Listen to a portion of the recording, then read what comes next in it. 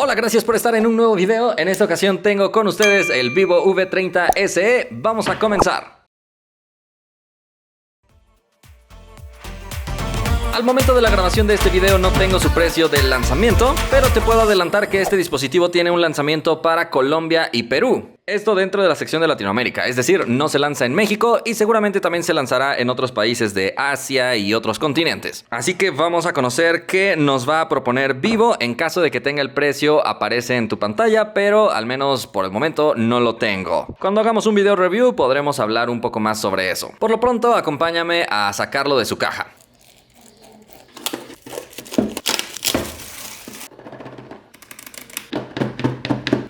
Y lo primero que nos encontramos es el celular.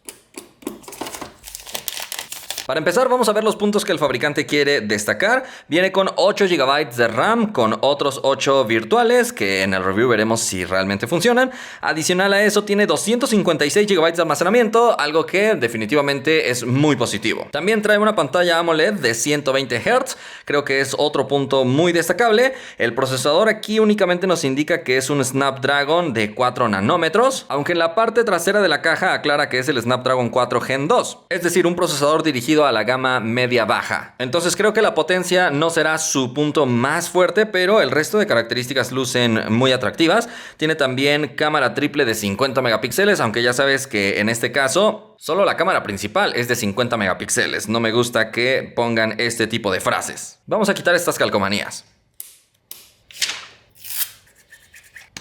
La tapa trasera me encantó, tiene un diseño con un acabado de piel sintética, incluso en las orillas parece tener una simulación de costura y al tacto es muy suave, también en la mano se siente esta textura, entonces definitivamente es un diseño muy agradable, muy bonito, incluso el contorno del módulo de cámaras está pulido para dar un poco más de reflejos. Creo que es un dispositivo que sí es muy bonito. Observa también, los marcos vienen con mucho reflejo. Vivo siempre suele dar dispositivos muy bonitos a nivel de diseño y creo que esta no es la excepción. Déjame ponerlo a encender mientras vemos qué más viene en la caja.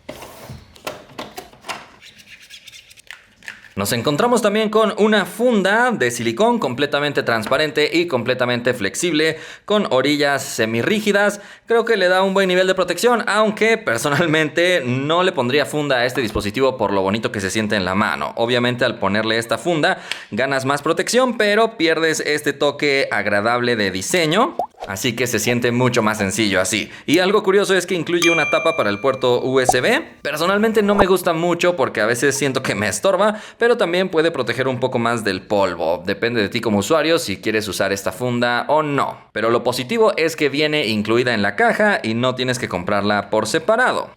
En la caja también viene la guía de información rápida, papelitos de toda la vida. Viene con cargador flash charge de 44 watts que ya hemos visto en otros dispositivos de Vivo.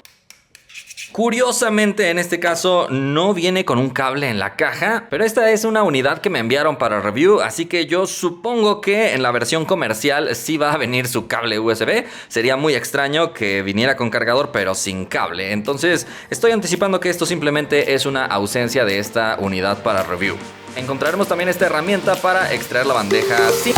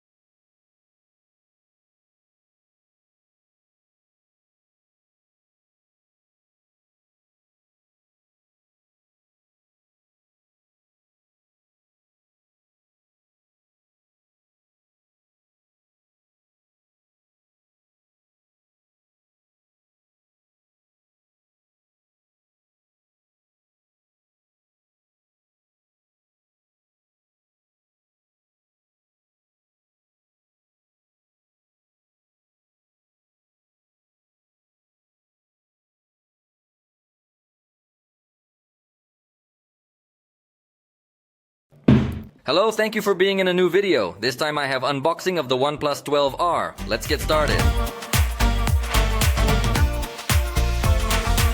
This is a trimmed edition of the OnePlus 12, so it becomes very interesting. At the time of recording this video, I do not have its launch price in Mexico, but on screen you are seeing the price in case we have it available at the time of editing the video.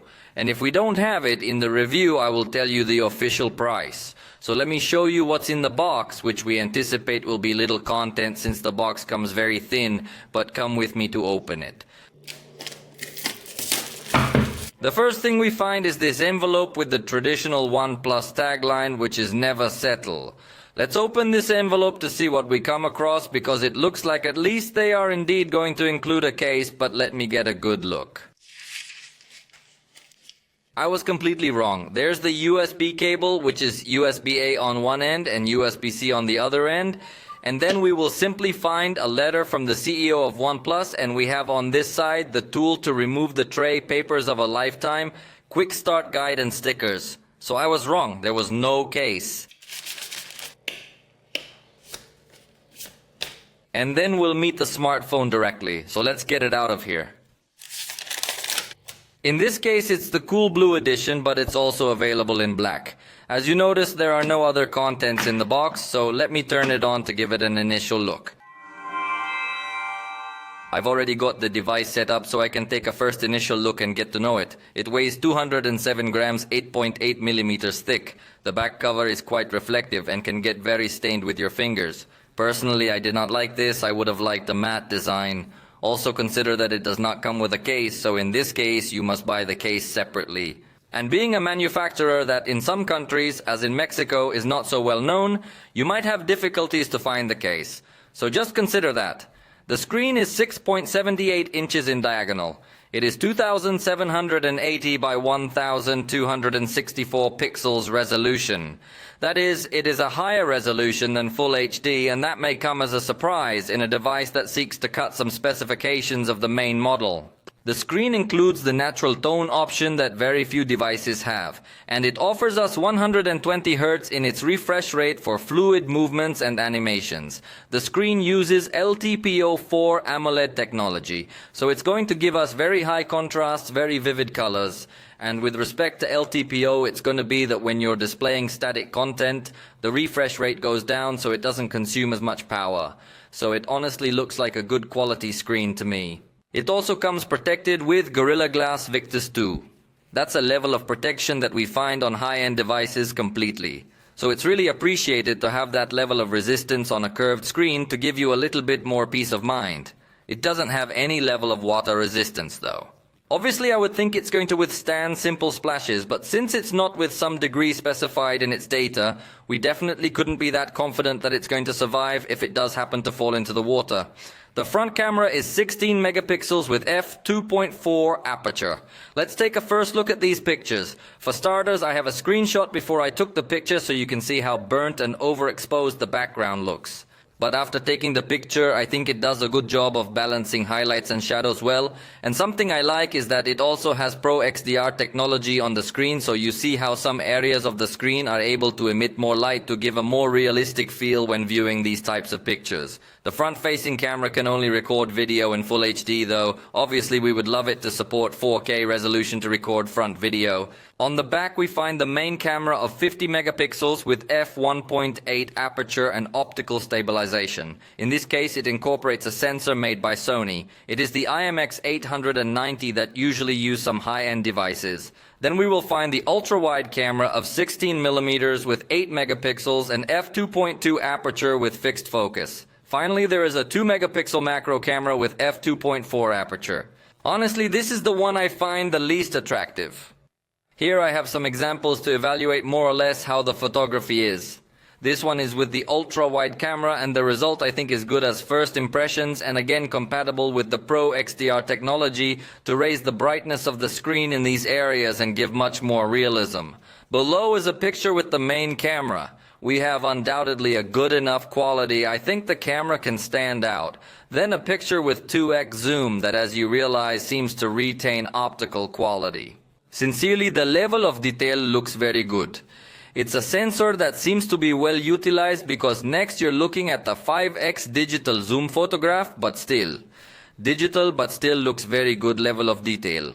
Then I have a photograph with 10x digital zoom that still looks pretty decent, and finally the maximum it reaches is 20x and still gives a good result, although obviously there you notice a lot more that it is digital zoom. But honestly the main camera seems to me to be of very good quality.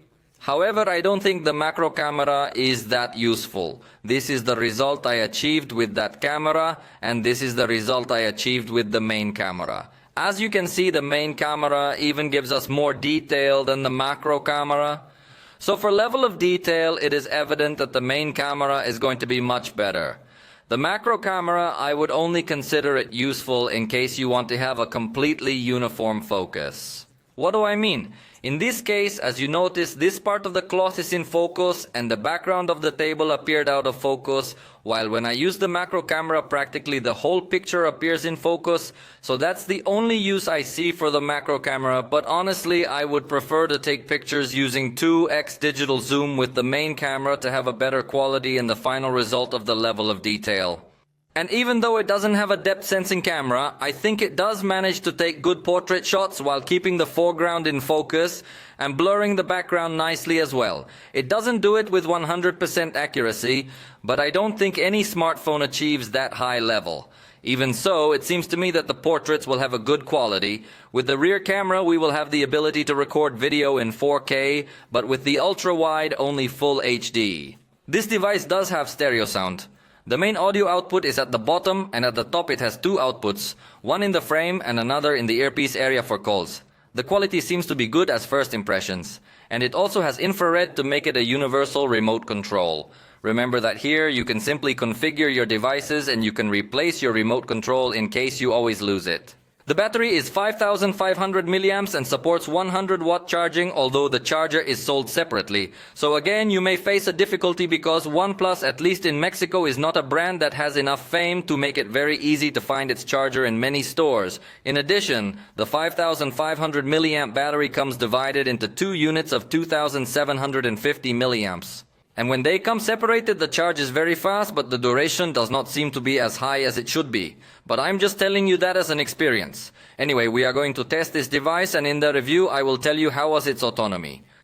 It also has 256 gigabytes of internal storage and has 16 gigabytes of RAM, and you can have virtual RAM up to an additional 12 gigabytes. Although the virtual RAM in OnePlus I think is not as useful as in other manufacturers, so I would not give so much importance to this section. But the physical RAM of 16 gigabytes is very high, so I don't think you'll need even a little bit of virtual RAM. The device arrives with Android 14 and Oxygen OS 14. It's even already receiving an update. It also includes fingerprint reader inside the screen, and finally the processor is the Snapdragon 8 Gen 2. What do you think if we test this processor? That it has left us with very good sensations in the devices we have tested it. It is a processor intended for the high end, although it is not currently the latest, but it is still a very good processor. Let's put it to the test in this benchmark and come back when we have the results. And that's it. Here are the results. 1,071 points on single core and 3,964 on multi-core.